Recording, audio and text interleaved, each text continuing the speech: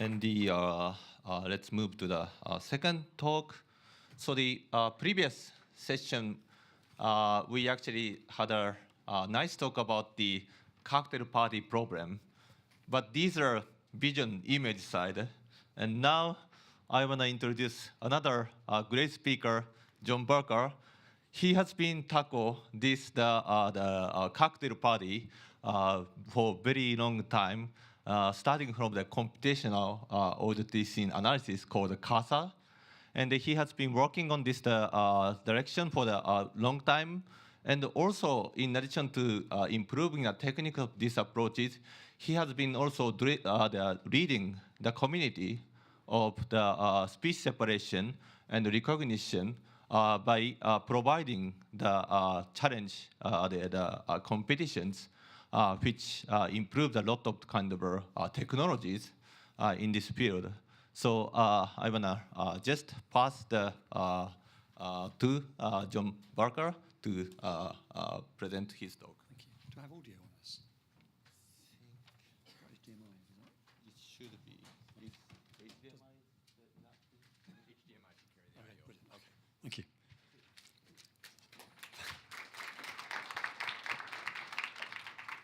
So thank you for that introduction, and thank you to the organisers for giving me the opportunity to come to this workshop. It's the first SANE I've been to, so in that table I was on, the people have won. So today I'm going to be talking about the fifth CHiME challenge. This is the challenge we've organised for conversational distant microphone speech recognition. It's been organised alongside Shinji, Manuel Vincent at INRIA, and Jan Trammell at Johns Hopkins as well. And also we've had generous support from Google for helping us to collect the data, and from Microsoft who provided equipment. I'm going to be talking about CHiME 5, but I wanted to kind of put it into context of the previous work we've done, going back to the original CHiMEs, and just show some of the motivations of why we're doing this kind of work. So for me, this kind of goes back really to kind of 2004, and at Sheffield in our speech and hearing group, we were very much involved in building models of auditory scene analysis. So for us, this was a kind of a case of taking Albert Bregman's book and taking a rather literal interpretation of his grouping rules and top-down schemas and trying to build this into computational models. We had a kind of system for how we had an auditory model. We were doing kind of clustering of auditory features to make groups or fragments of sources. Then we're having kind of speech models to look at these things over time and cluster these things over time. So we had a quite nice kind of model, we thought, which we called fragment decoding, a sort of kind of graphical analogy for what it's kind of trying to do. But we wanted a way of kind of testing this model and comparing it to kind of human performance. So for this, we collected this audiovisual grid corpus, which is this corpus of simple kind of primitive 6-word sentences, quite abstract sentences of the form place blue on P6 now, where the P6 is a grid reference which acts as a keyword spotting task. Then we mix these sentences and a mixture of SNRs, and we ask people to try and spot the keyword of the person who says the word white. So one person says white, and you've got to track that person and spot the keyword. Then you can control the SNRs, and you can see how many keywords they get right. So to give a demonstration, oh, that's not coming through the... Oh,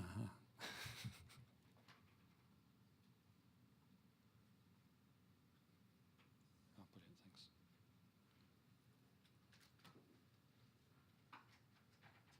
By B0 now. Place blue at M7 soon. So you get that kind of thing, and listeners listen to this for hours and try and see how many keywords they can spot. And what's interesting, you get kind of a performance graph like this here, where you're seeing percentage correct. Listeners kind of do this thing. So this is the SNR, so this is really clean, that's really noisy. And what you find is actually, as the masker is at 0 dB, that's the kind of the worst case. And actually, as the masker gets louder, people can actually listen to the target, which is quieter, even though there's more masking. And actually, performance improves in this region here. So we kind of had our model for doing this, and we're kind of getting curves, not performing as well as humans, but kind of getting similar shaped curves. So we kind of threw this task open to the kind of ASR community to see how well they could do on the same data. And this was what was the first Pascal source separation challenge. And here are a whole bunch of systems that were submitted. This is a kind of naive baseline. I think this is the Sheffield system. This is humans here. So we obviously, we measured human performance on this task.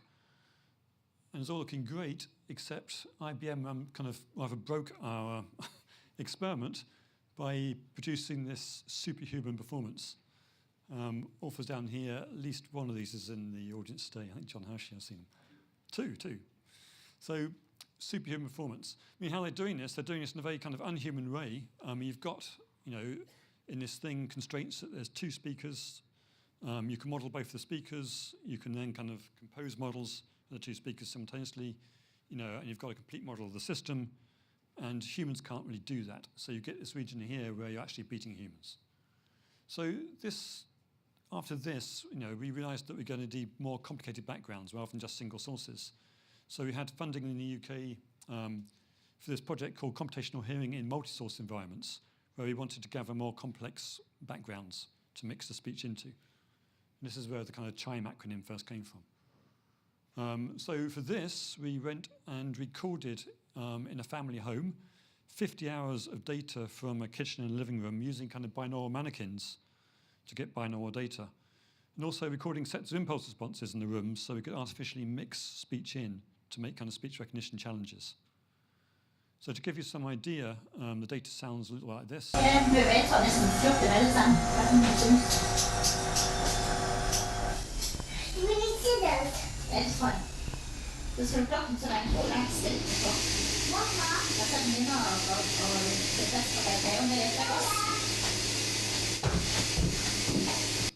So, I mean, this is pretty typical, I imagine, of a kind of busy family home. I mean, what's interesting here is you can hear things like the washing machine and stuff. The washing machine wasn't in the room. It's fairly open plan. That's in the next room. But it still, creates all sorts of interference for the speakers. So we've got kind of 50 hours of this kind of data that we can use for background now. And then the next thing we do is we then take our same grid corpus and we kind of mix it in. So we use our impulse response, we convolve it to make it reverberated, then we kind of mix it in at 0 dB into the corpus or other SNRs to make a task. So Bin read at Q2 again. Bin read at Q2 again, so that's one sentence in the grid corpus. Bin read at Q2 again. That's with the room impulse response. Bin read at Q2 again. And then that's mixed into the room. Lay blue in Q2, please. Lay blue in Q2, please. Lay red by L3 again. And that's an example of some actual recordings in a room and one imposter being mixed in as well, and you can't really hear the difference, so it shows it kind of works quite well. And then we provide people... Set blue by Q9 again. Place blue Q2. Set white by M0, Like one's please. quite big, look.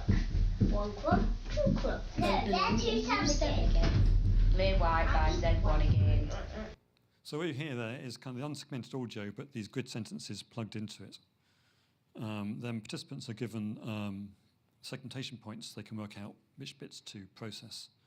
And then it's a range of SNRs where we go from minus 6 dB to 9 dB, not by kind of turning up the gain on the target speaker, but by finding regions of the background where we can achieve those SNRs. So it's like different noise settings for each condition. So we released this as a challenge.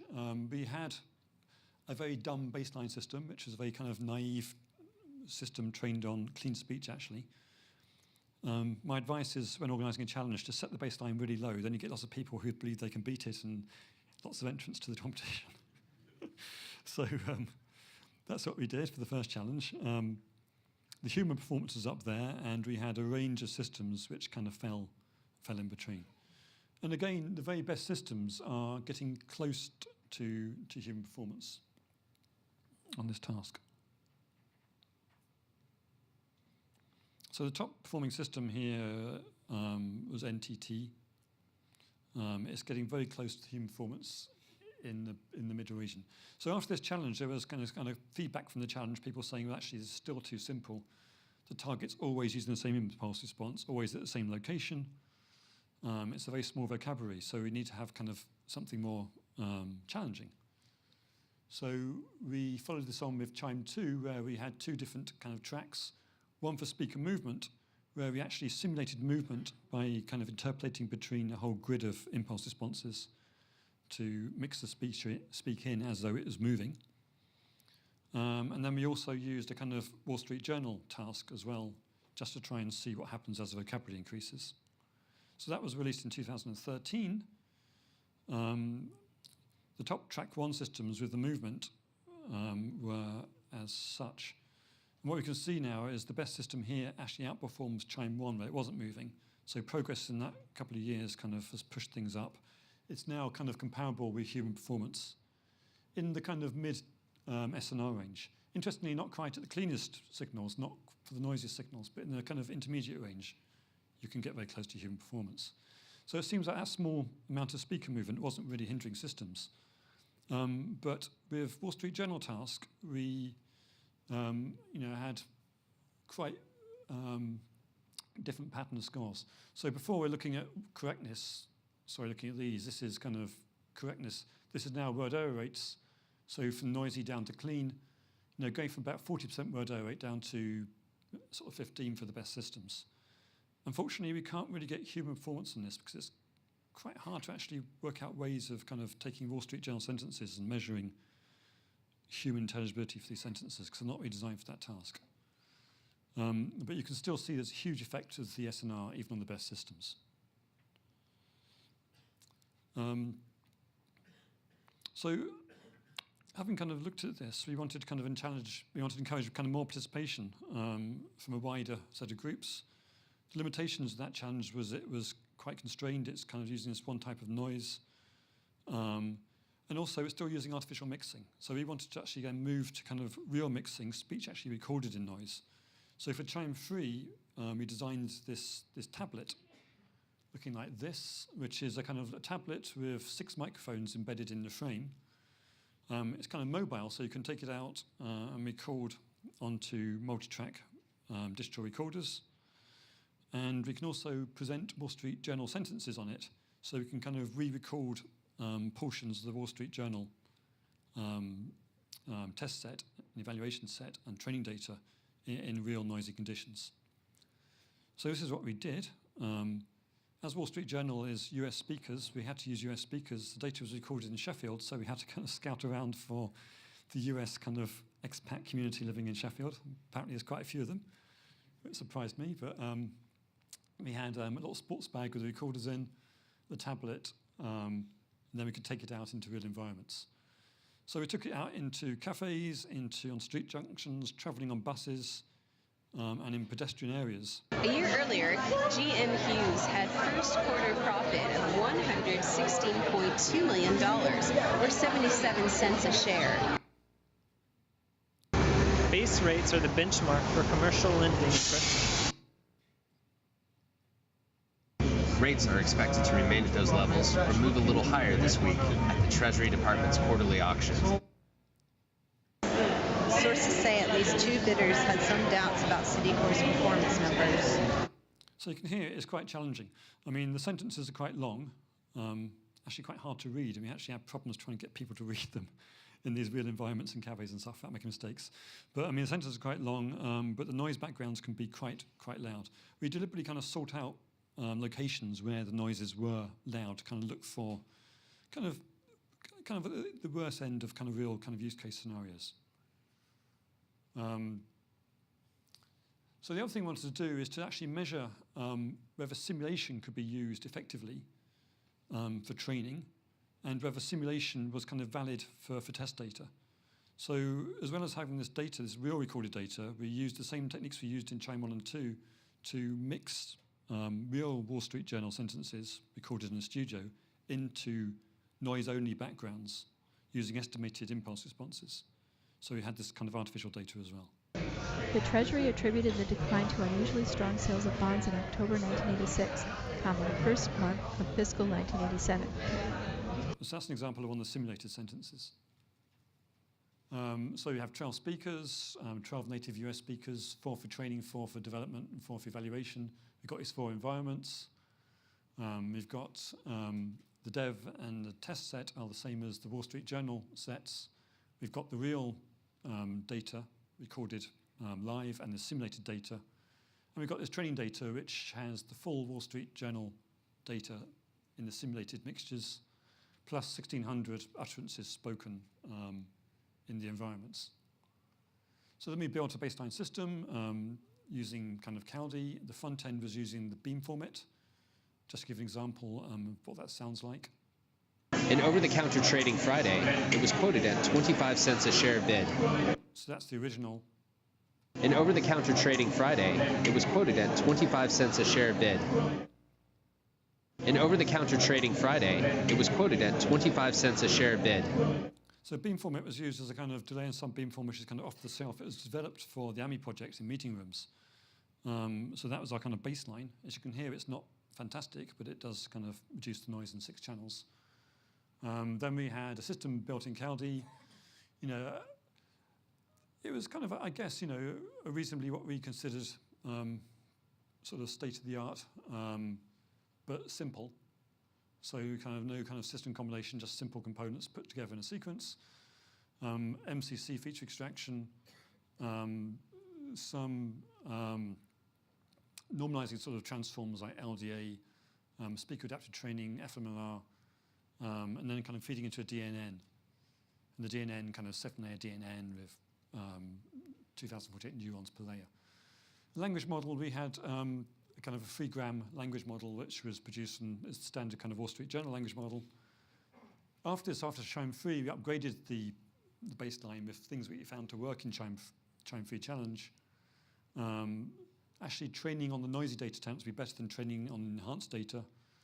We replaced the language model with a kind of 5-gram language model rescoring and now an NLM language model rescoring. And also using kind of FMLR features going into the neural network. So our original baseline was scoring kind of 33% word error rate. There's a whole bunch of systems got submitted in order of performance. I mean, right down to kind of 13%. Then top systems 13, 11, 11, 11, 11, 10, 9, 6. So the best system was scoring 6% word error rate. And I think in a previous talk, someone was quoting state-of-the-art Wall Street Journal in clean as being 2.6%. So you can see that's pretty close to the clean condition. Just to very quickly, you know, looking at that problem of real versus evaluated, simulated. So this is their scores on the real test set and scores on the simulated test set. And you can see it's vaguely correlated, but there are big outliers. So systems like this that seem to do really well on the simulated data do very poorly on the test data, on the real test data. So this kind of shows that using simulation for test data is kind of probably a bad idea. But it was useful for all systems in the training data. We then reran CHiME3 the year after because the beamforming had been so effective in CHiME3 that we thought, you know, make it harder. We don't need 6 channels or try using just 2 channels or 1 channel. So we reran that as CHiME4. So again, this is the results on the 6-channel setup where that's the previous best performance. And now you can see there are systems beating the previous performance, quite a few of them, 4%, 3.5%, Merle there at 3%, 2.9%. This USTC and iFlyTech team, 2.2%. So now that is now kind of matched the clean performance. So in that sense, you know, this setup is now kind of a solved task. Interestingly, even with 2 channels, we see results down to 3.9. So there's the 6-channel best performance, you know, double it for 2 channels. With 1 channel, up to 9.2. So the kind of, you know, the multi-channel systems seem to have been solved. The single-channel system, not so much. The systems, what they're using, these systems to do really well, you know, is mask-based beamforming, spatial clustering, this kind of, you know, deep network estimated masks. Then different variants of the beamformer using MVDR, general side lobe cancer beamformers. Lots of system combination. So using multiple beamformers, multiple acoustic models, combining systems. people trying to do single channel enhancement didn't have much luck with that. Then in the back end, people using kind of data augmentation, using all 6 channels for training on, so we allowed that in the rules. Training on enhanced data, using multiple acoustic models. Obviously, language modeling was important. And then one system, even back then, one system was doing kind of joint beamforming and acoustic modeling training, but only one system back then. So these systems all did really well. This was a kind of solved task. So for CHiME 5, we realized we need something more challenging. So the thing about CHiME 4 is that the setup is actually quite simple. I mean, the tablet is held like that. So it's about kind of 30 centimeters from the face. The microphone's always pointing towards the speaker. So that directivity is actually really useful and can be consistently used. So for CHiME 5, we wanted something more like you might want to use in a real system if you're not carrying a tablet around. So this was designed around this kind of dinner party scenario. So this is kind of motivated by the kind of cocktail party kind of idea. But here, you know, in the 2010s, this is not cocktail parties, it's dinner parties. We don't have cocktails. So recordings being made in actual people's homes. So this is parties of 4 people, 2 hosts and 2 guests. We chose a setup where all the participants know each other well. So it's 2 people inviting 2 friends around for dinner. And then parties kind of organized in phases. Parties being about 2.5 hours long, with a phase in the kitchen where you're preparing food, a phase in the dining room where you're eating, and a phase in the living room where you are kind of socializing after dinner. The idea was to try and make this as natural as possible. We wanted people to behave and to speak in a way they would do if none of the equipment was there. So it wasn't seniorized. It wasn't people didn't know each other being brought together like in AMI. It was kind of real people and real parties. So we collected 20 of these parties, 6 for use in training, 2 for each of the dev set and the eval set. That includes 32 speakers, and 8 in the case of here. This isn't 4 times this because people host a party and then the guests then host a party, invite the hosts back. So you get 2 parties for each 4 people, but we get 20 homes. So plenty of utterances and about kind of 50 hours of data in total. It was recorded with Microsoft Connects. So for each party, we had 6 Connect devices in the home, scattered around, recording 4-channel audio and video, RGB video. But also these in-ear microphones that the participants wore. That was an alternative to a kind of close talking microphone, partly because we couldn't have microphones getting in the way of the mouth, because people are going to be eating. And partly because we were kind of interested in collecting data from the ears for other applications. This was mainly for transcription purposes, and it turned out that the quality of these recordings was good enough for transcription. So then it looks a bit like this.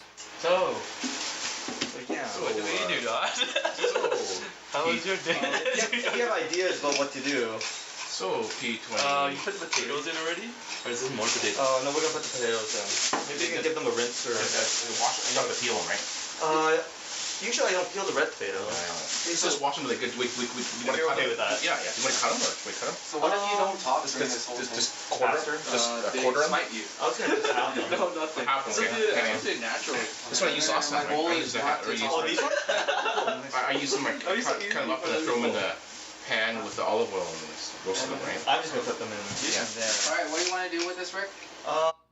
So I hope that gives you some sense of the challenge. There's 4 people there. Often there's kind of 2 conversations going on at once between pairs of people. There's overlap, there's noise. So in the dining room... I'm full, man. Are you full already? I'm full. You ate a bunch of crap? This is all the effort needed to eat the lobster. At least eat the crab top. You eat this stuff. I'm just tired. You tired? Is that top? Yeah. You guys don't want it? No, I'm not. No, dude. Save it for later. No, don't save it for later. Eat it fresh. Rick might be stuff. You want to share it? Not even. No, I mean, that sounds really noisy, and I was actually concerned that there was some kind of sort of problem with the recording setup. Turns out it's just the extractor hob in the kitchen. So at one point in that recording, the person comes across, turns it off, and it all goes nice and quiet. So, depending on where you put the microphones, you're going to get different kind of challenges. And then in the living room. Mine's downward is down. Up is like this. What are the games? Is that what yours is like? No, not screw poker. Oh yeah, raise the chair. How about big two? Let's do big two. Yeah, we can play big two. Or bluff. No, big two. Yeah. Big two? Okay. Big two is so much fun, dude. And we were playing it so much on the train. Come on, Nikki, come down here. And what's it called? Right. Nammer. Nammer, Yeah, we have to play Nammer. Is that like with no dragons? No, big two, normal big two is with no dragons, but we can't play Nammer. Nammer uses all the cards. So in the kind of post-dinner session, they were encouraged to play a game of some sort, so that kind of to motivate conversation, so you can hear some sort of games being discussed and the choice of the game.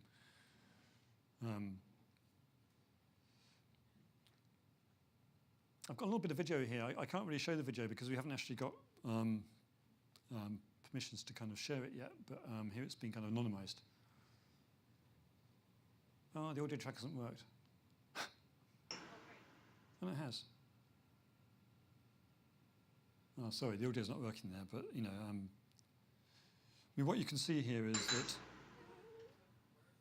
or maybe it's, I think the gain's too low, that's all. What you can see again is there's kind of multiple conversations going on. There's actually two people here talking about preparing the dinner, and in the meantime there's a kind of separate conversation going on about beer over here or something. So like, you know, these conversations aren't necessarily related. There's obviously other kind of noise and motion as well. So, I mean, one of the challenges in this data is going to be speaker movement. So this just gives you kind of 9 shots from about a 15-minute segment in the kitchen, with the people kind of color-coded in blue, red, and green, and yellow. And you can see, you know, they move around a lot during this session. So in the kitchen, they're going to be moving about through the whole space, and likewise. Another challenge is just the variability in the houses. So we've got 20 houses. You know, they're all very different. Some are open plan. Some have got kind of shared kitchen dining spaces. Some are kind of more kind of like living dining spaces. Some have got separate rooms. They're different sizes. I mean, some of these are actually quite huge. They're apartments kind of, you know, so it can be kind of distances of 4 or 5 or 6 meters to the microphones. Others are kind of more intimate. So there's a lot of variability in the rooms. One of the problems we had preparing the data was alignment. So our kind of setup was to have everything lightweight so we could kind of set up very quickly. That meant kind of recording connects onto laptops, and people's other devices were recorded onto kind of one digitizers. So we ended up with kind of stuff synchronized on those devices, but not across devices. So we had this kind of major synchronization problem. Turned out to be quite a bit of a hassle. Even with the digitizers, because of clock drift, because the clock rates can't be guaranteed, over 2.5 hours, things start drifting out of sync. And compared with kind of time 0 over the 2.5 hours, that's time on its axis, and the kind of synchronization delay, you can accrue kind of 50 milliseconds of clock drift over 2 hours. Our solution to that was just to use signal processing techniques to look for correlations in the signal to measure delays. And then we can kind of correct the annotations, so the annotation files tell you the time to find the bit of speech in each single device. When you looked at the connects, things were a little bit more messy because, as well as clock drift, there seemed to be some nasty kind of occasional frame dropping going on in the Connect API, which was outside our control. So occasionally you'll get these kind of large kind of jumps of maybe a quarter of a second or something. Not very often, but occasional. So they had to be kind of detected and corrected for as well. So we wrote a kind of baseline synchronization code which we gave to participants, which would kind of basically find out the synchronization between devices and solve that problem for them. We then built a baseline system. It had the same, taking kind of really, I mean, we had a very short amount of time for doing this because kind of data became available. And Shinji and Yan worked flat out in trying to make this thing work. We had about 2 or 3 months to build a system to actually kind of act as a baseline. So this is very much based on Caldi's recipes for the Ted Learman switchboard corpora, but also taking stuff we knew from CHiME 4. So the baseline enhancement game was simply using the kind of beamformat. We had a kind of baseline GMM system, kind of standard MCCs, triphone, acoustic modeling, LDAs, FMR. So the kind of stuff you expect to see, and then a kind of DNN-based system using TDNNs. So this kind of lattice-free MMI and TDNN system is kind of from 2016. I guess the reason for time 2 baselines here is that this can be run really cheaply and give you a kind of heads up whether things are going right or not, whereas this kind of takes kind of a couple of days on GPUs to actually run. Then a language model, we settled on this kind of 3-gram language model using no external text. We fixed it as a rule of the challenge that you couldn't use external text. And then we had separate tracks for either sticking with the 3-gram language model or developing your own language model. And for training data, we just took kind of a set of kind of 100,000 randomly selected connect signals and 75,000 from the raw mic signals as well for training data. So people are allowed to use both the raw mics and the connect data for training, but obviously only the connect data for testing. So baseline performances. So here we see a bit of a horror story. We got 81%, as our baseline performance. At this point, we really kind of felt maybe we've overcooked it, and this challenge was a little bit too hard. We spent a lot of time collecting the data. We couldn't return back, but this is what we had. We had to release it. So we released it with this really off-putting 81% word error rate. On the raw mics, though, more encouragingly, we were getting down to kind of 47%, which kind of gave us some confidence that the kind of system was working. This wasn't just bugs, but this just shows you how challenging this is. So that was our baseline.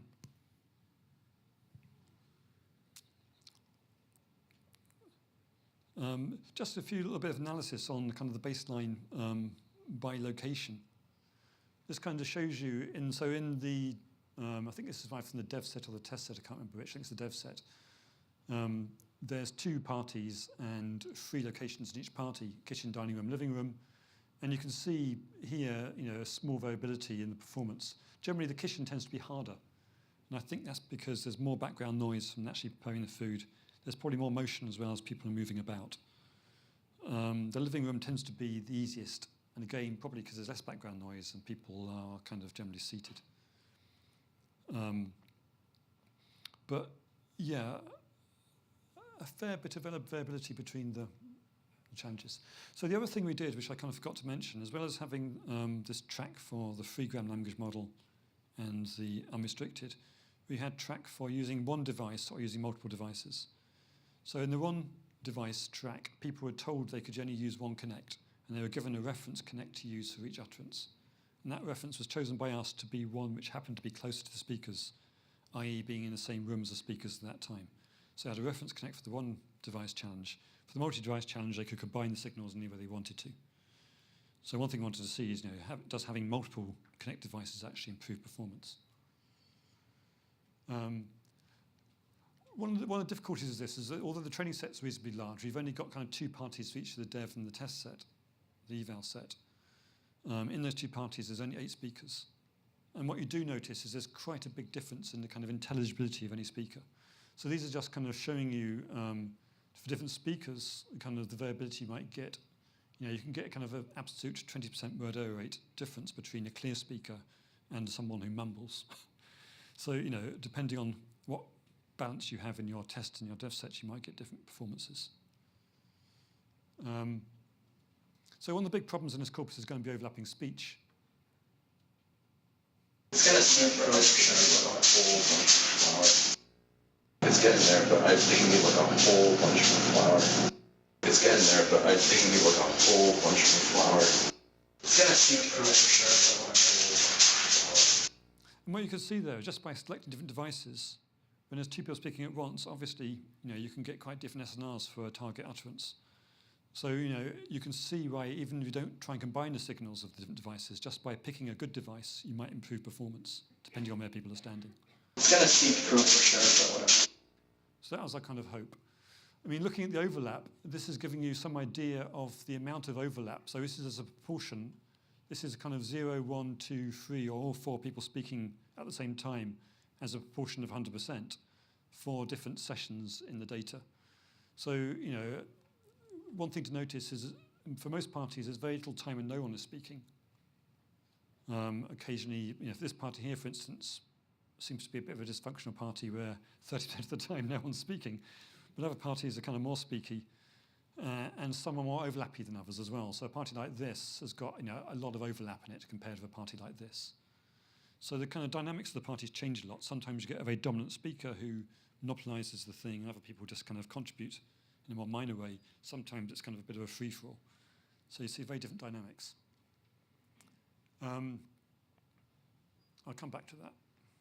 So we released the data in February. We released the baseline system in March. We gave people just 6 months. Well, that's not even 6 months, is it? February to August, 6 months to actually build systems. We released the final evaluation test set just before the final deadline. We didn't release transcripts for the final evaluation test set, so people ran that and we evaluated remotely their score, so they couldn't actually see what the answer should be. We had the workshop event in speech in September, and people then submitted full papers just last week. That's everyone apart from Sheffield who are still late. But full papers should have been handed in last week. So within next week, full papers will be appearing on the website for all these systems. So the results. So here's our baseline. A few systems did poorer than the baseline. I haven't put, in these challenges, I mean, doing worse than the baseline doesn't normally mean to say that you're doing badly. It often means that you've actually made the challenge hard for yourself. Some of these people are trying to make end-to-end systems, for instance, which didn't work out very well on this data. So they end up performing slightly worse than the baseline. But then beyond the baseline, people were getting quite small improvements. And if you see, we're getting kind of 6 or 7%, it really is a challenging system. So these were teams that had competed in previous CHiMEs, many of them very experienced signal processing, speech recognition teams, just kind of managing to shave kind of 10% off the performance.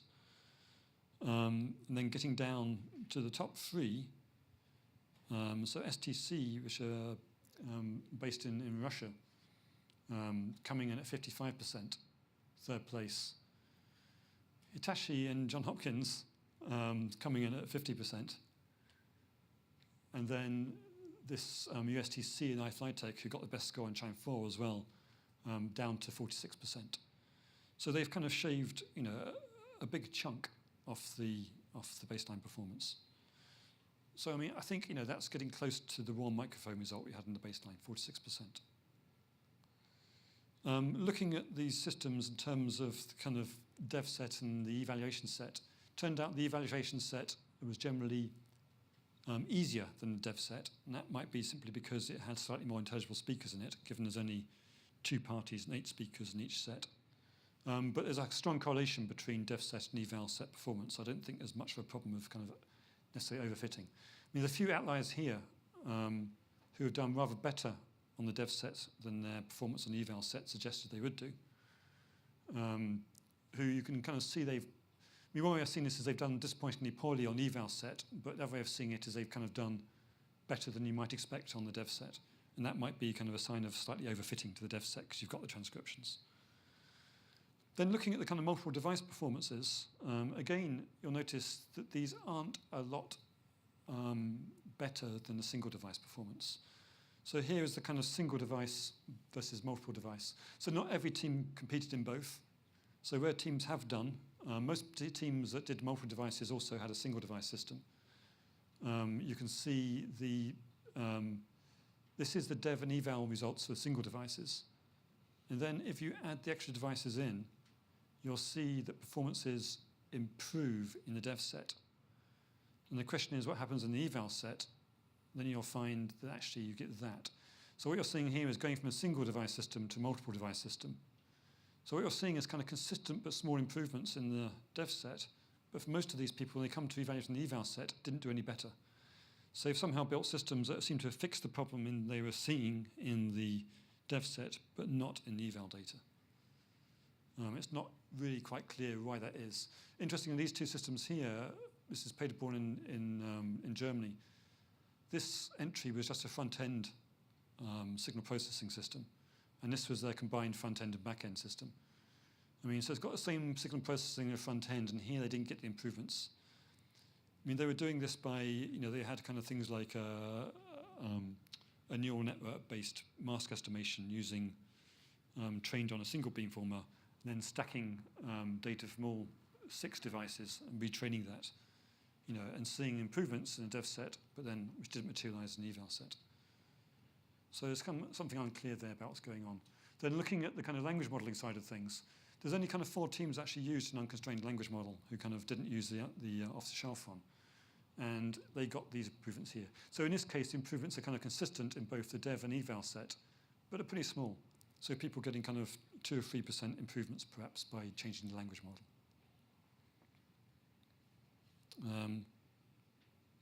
Yeah, and then the kind of, unconstrained multiple devices.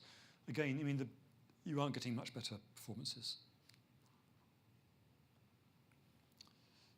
Just looking at the top 3 systems in a little bit more detail and seeing their performance and trying to work out why they've done so well, I spent some time sort of rescoring them on sort of subsets of the data to see how they kind of cope on things like overlap, to see where they're getting the performance advantages from.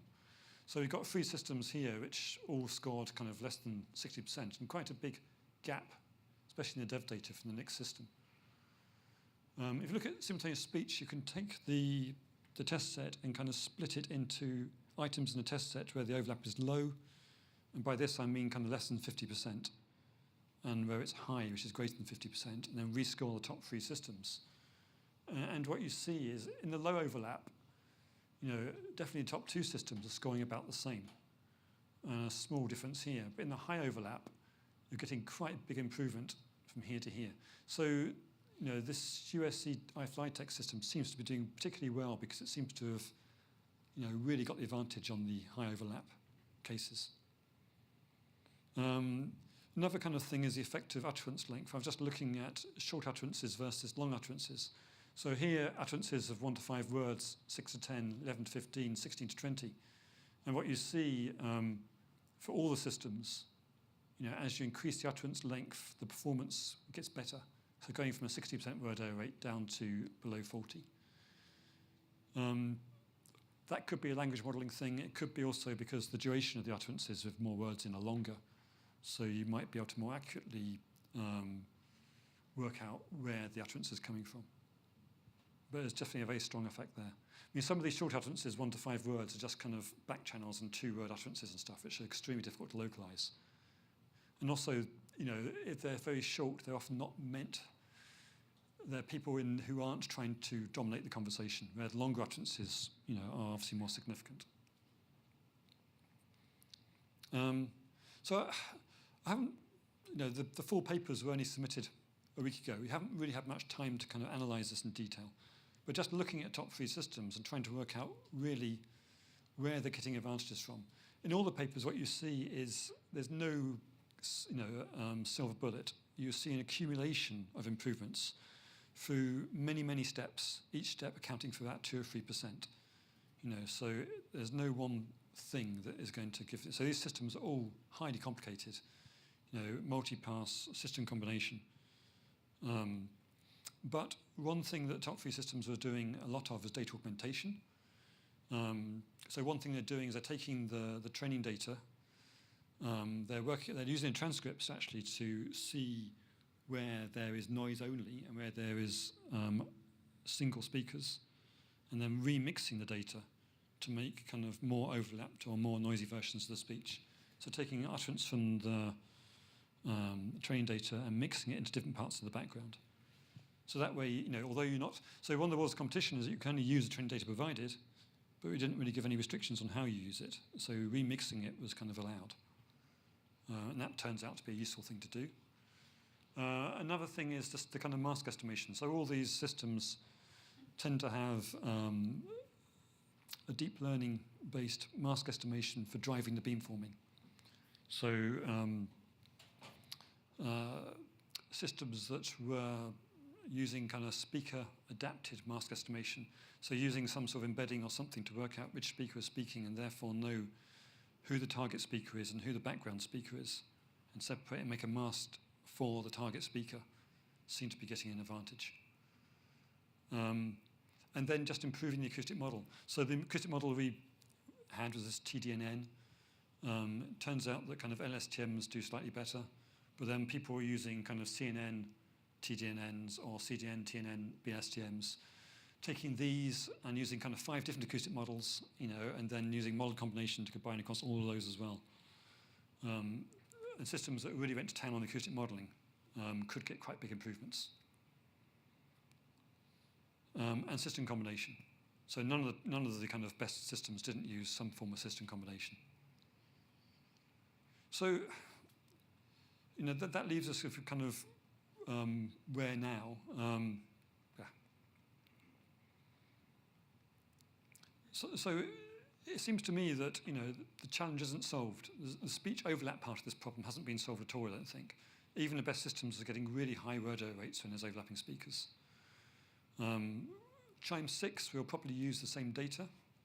So in each of the CHiME challenges, we tend to run the even iterations as a kind of update of the odd iterations. So CHiME 6 will be an update of kind of CHiME 5, probably using the same data. I think there's a lot of ground still to cover, and I think we're still a long way from getting the best results on the overlap data. Diarization hasn't been tackled as a problem. So in all these tasks, we've given people a transcription telling them where the start and the end of each utterance is. That doesn't really translate into a real kind of use case, unless you had some sort of push-to-speak kind of button. That doesn't seem to be compatible with distant microphone applications. So, the systems should be working out for themselves where and when to listen. So that's something that we could expand in future times using the same data, does not give this kind of ground truth. And there's obviously the opportunity to exploit the video data. So we've got the video data, we haven't released it publicly yet, but we do hope to and intend to. There's very, very obvious things you can do with that data. So, tracking the speakers, it's a fairly simple tracking task. The cameras are stationary. The room environments they're in tend to be fairly stationary. So even using kind of very simple background subtraction, you can work out where the people are. So I think you could very easily get very reliable fixations on where the people are. Knowing the direction they're at obviously means you can then do kind of video-directed beamforming at the very least. And then doing other things like recognizing the speakers to actually characterize who the target speaker is, or using the video data to actually inform the diarization would be helpful as well. So knowing who's speaking when by actually seeing how the speakers are behaving. So I think there's lots of opportunity in the video data. And that's basically all it. Over the 5 CHiME challenges, we've had lots of supporters. So just a quick acknowledgement to all the kind of institutes and companies that have helped us.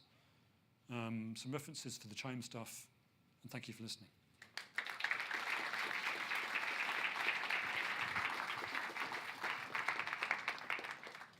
Questions or comments?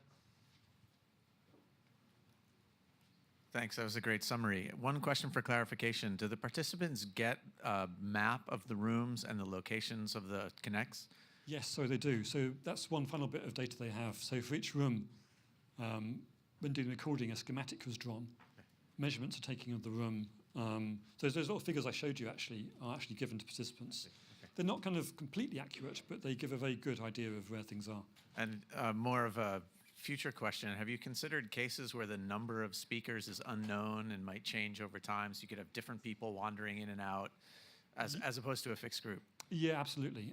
That's something we discussed a lot in the design of this. I think the reason we didn't do that in the end is because it would be very difficult then to have, even now, with this kind of 4 speakers, when you've got an eval set with 2 parties, you've got 4 and 4. If you start mixing those things up, you end up with, it's very hard to sample the eval set to make it a fair distribution from the training data. But yeah, we spoke about having kind of 6 people, 2 people. Having 6 people at the party would be interesting because then, there's more opportunities for conversations to split into sub-conversations. That does happen in our data, but it's kind of, it's not the norm. Thanks again. That was a great overview. You mentioned the move from going from a lot of synthesized data with convolving them with impulse responses into the kind of like trying to get more real mixed, acoustically mixed data, and some of the differences that you saw in results from the simulated versus real recorded mixed. I was wondering if you kind of have any more insight as to where those differences are coming from. And whether it has, it doesn't seem like it'd be something fundamental about convolving with the impulse responses. Is it that there was too limited a number of IRs that you were using, or where does that come from?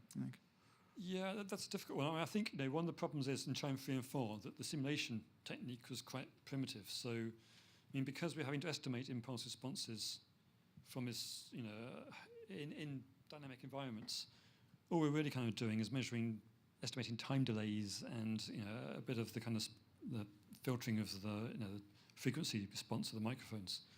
So we don't really get the full complexity of the full reverberation in the data. So then people are able to kind of over-enhance the data. I think that was also possibly a problem with the training as well, because when people will start then training on the enhanced data, if you've kind of over-enhanced the simulated part because you can enhance it better, that then becomes mismatched to the enhancement you do on the real data. So I think that's one of the reasons in CHiME 3 and 4, people training on the real data are getting better mileage than training necessarily on the simulated data or the enhanced data. Okay, thank you. But better simulation tools would be really useful. So in this kind of domestic setting, it's probably not so important that that it actually matches the room you're in so much as just having something that sounds like a real room. So any kind of reasonable room acoustic simulator would probably be good enough.